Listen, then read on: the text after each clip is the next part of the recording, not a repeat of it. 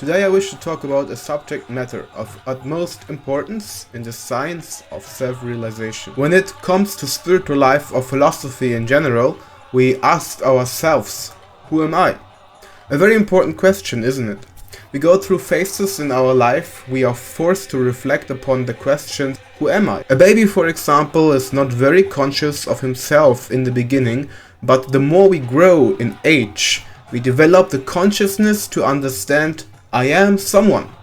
I have a father, I have a mother, and so in due course of time we accept a material identity as our actual self. This, however, is a misconception, because actually we are not limited to our current material existence, but we are the soul that continues to exist even after the material body is destroyed, and existed before we have entered our current material body. The essence of the process to discover our spiritual nature, which is eternal, full of knowledge and bliss, we need to understand who we are. That is the first question answered in the Vedanta Sutra.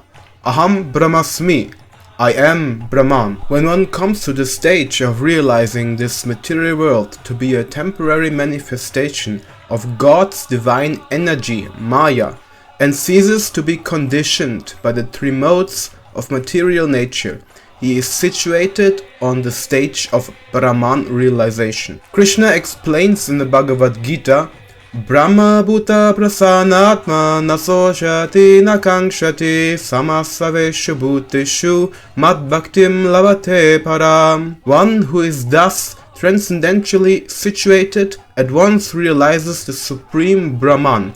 He never laments nor desires to have anything. He is equally disposed to every living entity.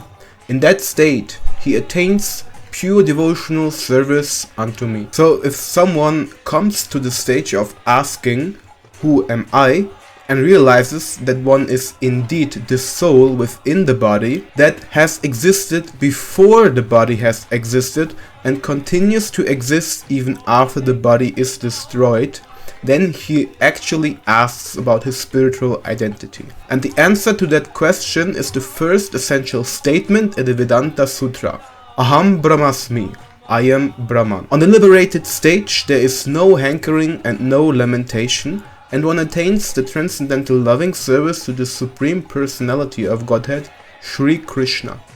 Srila Prabhupada introduced the bona fide process of attaining divine consciousness in the Western world by loudly chanting Hare Krishna, Krishna Krishna, Hare Hare, Hare Rama, Rama Rama, Hare Hare. Following the teachings of Lord Chaitanya Mahaprabhu, Prabhupada speaks at great length of the ever-expanding science of self-realization. A devotee of Krishna understands that after the end of his life, by the mercy of the Supreme Lord, he attains Krishna's eternal abode, in which he enjoys unlimited happiness in an eternal loving relationship with him. To understand this love towards him means understanding the purpose of our existence, and love of Godhead is the ultimate goal for a Bhakta who is practicing Bhakti-Yoga or devotional service. Krishna explains in Bhagavad Gita, the stage of perfection is called Trance or Samadhi, when one's mind is completely restrained from material mental activities by practice of yoga. This is characterized by one's ability to see the self by the pure mind and to relish and rejoice in the self. In that joyous state, one is situated in boundless transcendental happiness and enjoys himself through transcendental senses. Established thus, one never departs from the truth, and upon gaining this, he thinks there is no greater gain. Being situated in such a position, one is never shaken, even in the midst of greatest difficulty. This indeed is actual freedom from all miseries arising from material contact. So sometimes people who are on the spiritual path criticize the very existence of ego. Some understand ego to be something bad by understanding it to be some sort of pride in the form of unnecessary self-importance. Having a big ego is generally said about someone who thinks himself as being more important than others. Srila Prabhupada established the Sanskrit term ahankara to mean false ego. He specifically distinguished the term of our misconception of who we are as being a false ego or a false sense of identity. Now the question comes, if we accept we are not what we think we are in the term of being in a temporary body, what is our actual identity? To discover this spiritual identity is what Srila Prabhupada explained as the science of self-realization. And our actual spiritual identity is called Siddha Svarup. Svarup means one's spiritual form, and Siddhi means perfection. The Siddha Svarup is an expression of one's transcendental, loving sentiments he has for the Supreme Personality of Godhead. Sometimes, even amongst devotees who are well versed in this philosophy, it becomes unclear what the false ego actually is. And that is because it is very unclear for someone who is not on the transcendental platform. This is why Lord Krishna explains to Arjuna the divine and demonic qualities in the 16th chapter of the Bhagavad Gita. After telling Arjuna all the divine and demoniac qualities, Krishna explains the transcendental qualities are conducive to liberation, whereas the demonic qualities make for bondage. Do not worry, O son of Pandu, for you are born with the divine qualities. So Krishna first of all explains to Arjuna that he should avoid developing demonic qualities as they make for bondage, and that divine qualities will help him to come on a platform of liberation. He assures him that he follows the right path. It is very important to understand the meaning of Krishna's words, because he did not tell Arjuna that he is the sum and substance of his divine qualities, because that is false ego also. False ego is a very subtle principle of the subtle body. We cannot become free from it by our own efforts. Even Lord Brahma, who is the most qualified living entity in this universe, as he is the creator of this universe, is conditioned by the false ego, even though he has all the divine qualities.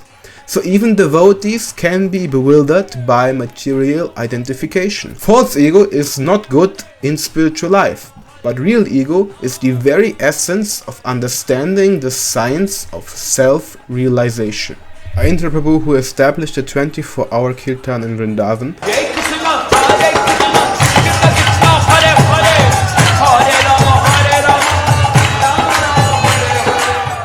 has written something very straightforward to that subject matter in his book, The Heart of Transcendental Book Distribution.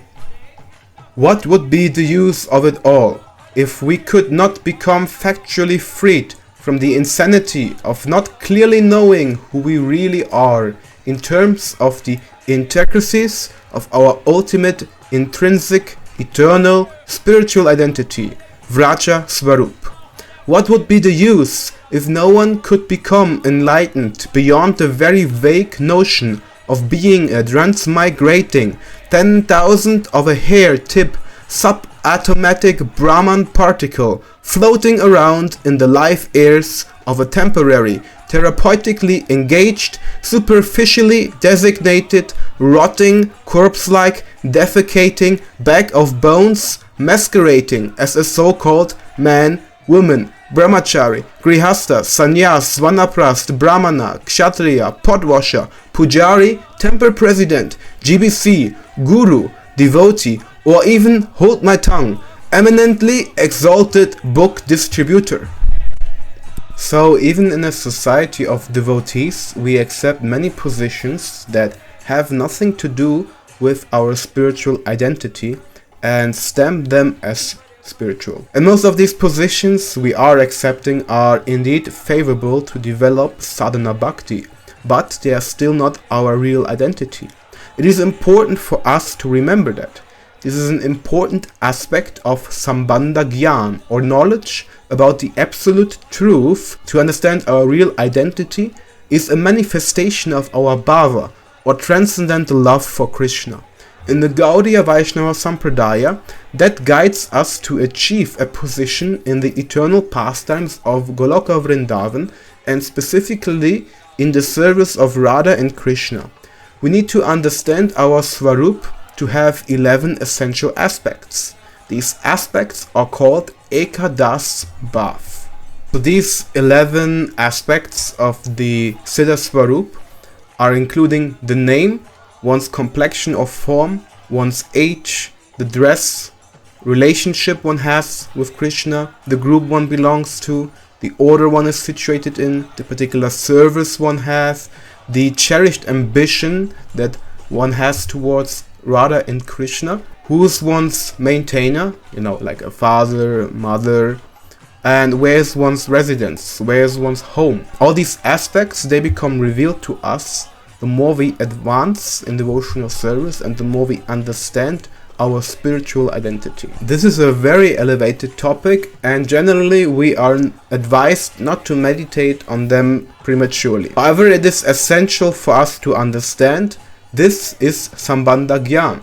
This is essential knowledge we have to develop, because actual freedom of false ego and establishment of real ego, or the actual self, the spiritual self, that is the essence of practicing science of self-realization. If this knowledge is misapplied, it can sometimes create funny circumstances. There's particularly one incident from the time where Srila Prabhupada's first disciples started to be engaged in Krishna consciousness. One started to imitate a peacock, because he thought of himself as a peacock in the spiritual world. So he was making funny noises, and the scene he was dancing on the table, imitating the sound of a peacock, and the devotees around him were very confused and asked him what is going on, and he was saying, I am a peacock, I am a peacock. So generally we don't speak about this subject very much, but we should know that there is indeed a philosophy behind this, and to discover this nature of our relationship with Krishna, that is the goal of our sadhana bhakti. And if we don't know that, then we run danger in practicing actually an impersonal philosophy, where ego becomes something which is bad, something we want to avoid, something we want to destroy. Many people, they for example speak about the ego death and think this is a very spiritual experience. A devotee should know that the ego is not something to be killed, the ego is something to be purified. And if the ego becomes purified, it is not a source of suffering, but it is a source of constant bliss. As Krishna explains in Bhagavad Gita, that a person who has achieved this, for him there is no greater gain. So I would like to recommend every one of you to read the 16th chapter of Bhagavad Gita, reflect upon the divine and demonic qualities, and develop the divine qualities that leads us to liberation, and avoid the demonic qualities that will make us bound to this world. This is Lord Krishna's advice, how we can become free from false ego. I hope you enjoyed this video, and I hope I see you next time.